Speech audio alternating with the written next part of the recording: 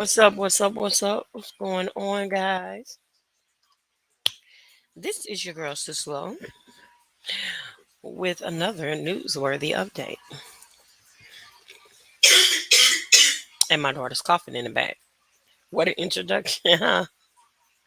Well, I just have a little news that I want to bring out of by way of Detroit. And actually, it's pretty sad news, to be honest with you. Right now, the Detroit police are still investigating um, the fatal shooting of one of our police officers here by the name of Officer Loren Courts. Wednesday, this is last Wednesday, um, shift began as usual, even a little early for Special Operations Unit Officer Loren Court. He reported to work at the city's second precinct on Schaefer and Grand River, chatting with colleagues as he waited for any calls to come in. Instead of heading home around 6 p.m., Courts called his wife and said that he was working a double shift. Something that was out of the ordinary because they didn't usually talk while he was working. He didn't usually call his wife. Usual, several of his fellow officers were grilling out back hamburgers and hot dogs. Even the precinct captain was there, and they were laughing and conversation was all around. The laid back scene that early evening was the antithesis of a chaotic carnage that was to come. A moment all police officers prepare for but hope to never have to endure.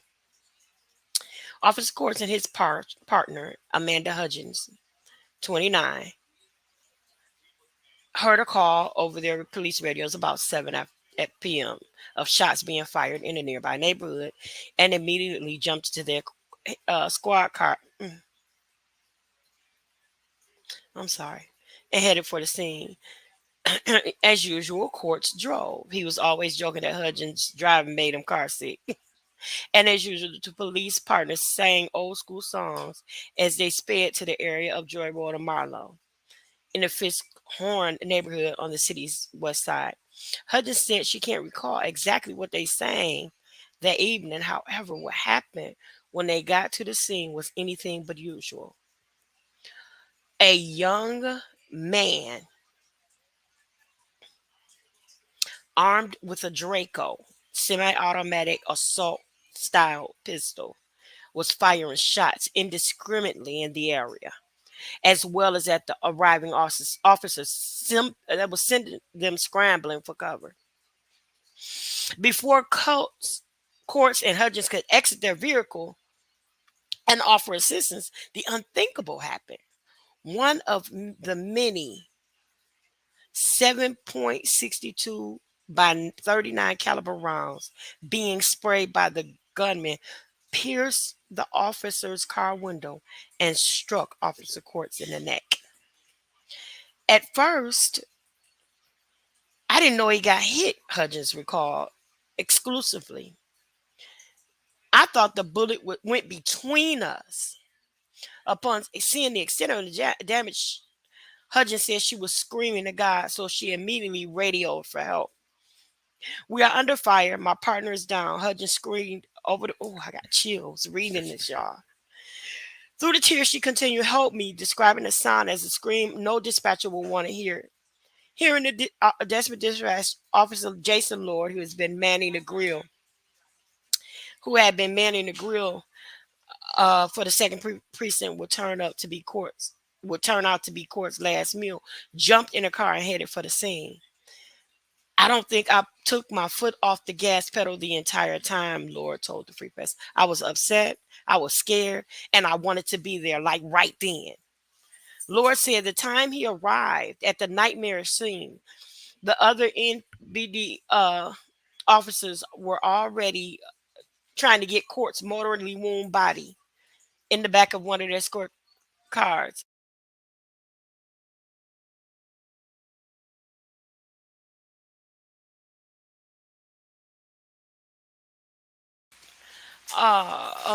One of their squad vehicles. I'm sorry. And so he said muscle memory kicked in and he started doing what he would normally do, like Quartz.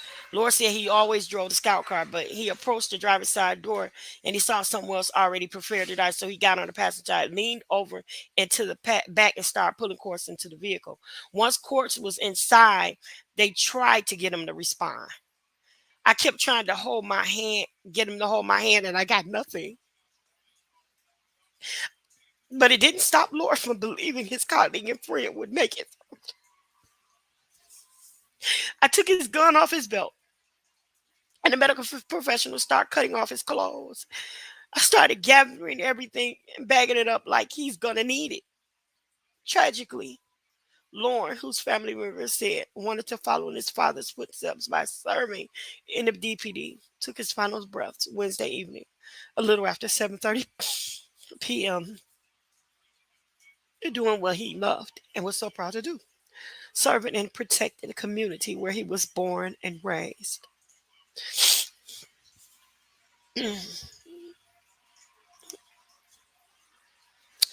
Detroit police later identified the gunman as Imani Davis, 19, of East Point, which is in the city I live in, a very small city, who also died after officers returned fire as he exited an apartment building from which he had been shooting and advanced on police on the street. Detroit Police Chief James White said he feels Davis wanted police to shoot him. A 2-week-old warrant request for Davis on a weapons related charge was pending in Macomb County at the time of Wednesday night's shooting. During the news conference that night and at a subsequent news conference Thursday afternoon, White proudly but heavy heartedly and righteous indignation commended his officers' actions, hailing Courts and Hudgens as heroes while blasting the proliferated of the proliferation of assault style weapons plaguing the streets of Detroit and the country, and calling on all political leaders to push for real change to prevent relatively easy accessibility to such weapons. Okay, so as is it might be obvious to anyone that's viewing this broadcast, this is a very um, difficult reading for me. Um, I am partial to the boys in blue here in Detroit because I know a lot of them. I have known quite a few of them since they were children, or I know their families. Um, some of them went to high school with me, um, and we still keep in touch every once in a blue moon. So I am partial, and I know that these men are men of integrity. Um, this man, Officer Courts, was 40 years old with a wife that he had been married to for years and two beautiful children. Something that was out of the ordinary, which was for him to make a phone call to his wife in the middle of the day and then to only realize that that would be the last time she spoke to her husband. Even though it was something out of the ordinary, she said, I'm glad he did it because I would have never been able to talk to him again. Just imagine kissing your loved one for the last time before they go to work. And this does, this is something that's very sad when you see police officers that have integrity, that that you know about, that you've heard of, you know, and you know that they are really out there trying to make a positive difference, it really hurts to see them gunned down, especially by a 19-year-old child. This young man was 19 years old, y'all. 19. He had a warrant for him in Macomb County, Michigan, because he had just shot up a prom send-off party, where people were out watching their loved ones go off to the prom. He came by and shot the prom party up. Luckily, no one was injured. Fortunately, no one was injured. But he was 19 years old and wanted on a weapons charge. He decided that he didn't want to go to jail and he wasn't going out in the blaze of glory. Nothing was glorious about this, however. This police officer will never see his family again. His son has to grow up without his dad at 15. He's lost his dad. And the baby girl would never be able to hug her dad's neck and get him to tuck her in or anything like that anymore, all because a 19-year-old decided to take Draco, an assault weapon, and end this police officer's life, shooting through the windshield, striking him in his neck. Well, that's not the only situation that we have going on with Detroit police. We have another retired officer, and he is still missing after his gun was used in offense in the commission of a felony, and his house was broken into. It's been 2 weeks, and no one has seen a police officer, retired police officer Stefan Hodo. Um, at right now, there's a $2,500 reward. I'm sorry, for information on the whereabouts of Officer Stefan Hodo. Police arrested a suspect who was involved in a shooting on June 30th. A male victim in his 40s was injured in the shooting and was reported to be in stable condition at the time. However, um, police say that Hodo's weapons and vehicle were used in that shooting and later recovered after the suspect's arrest. Hodo served in the police department from 2005 to 2013, and police confirmed that he and the suspects are neighbors. The police department is concerned for Hodo's well-being and ask anyone with information about where he is to contact Detroit police officer or Crime Stoppers. So we have another police officer, and his house was had been ransacked.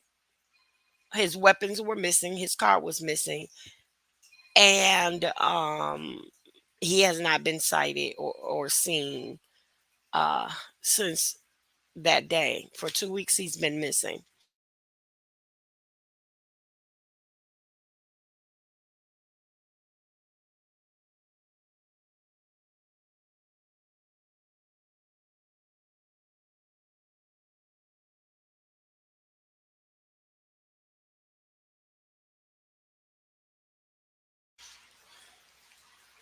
I'm sorry. We offer prayers to the boys in blue, and we're hoping that they find a peaceful resolution to Officer Stefan's Hodo's disappearance or whereabouts.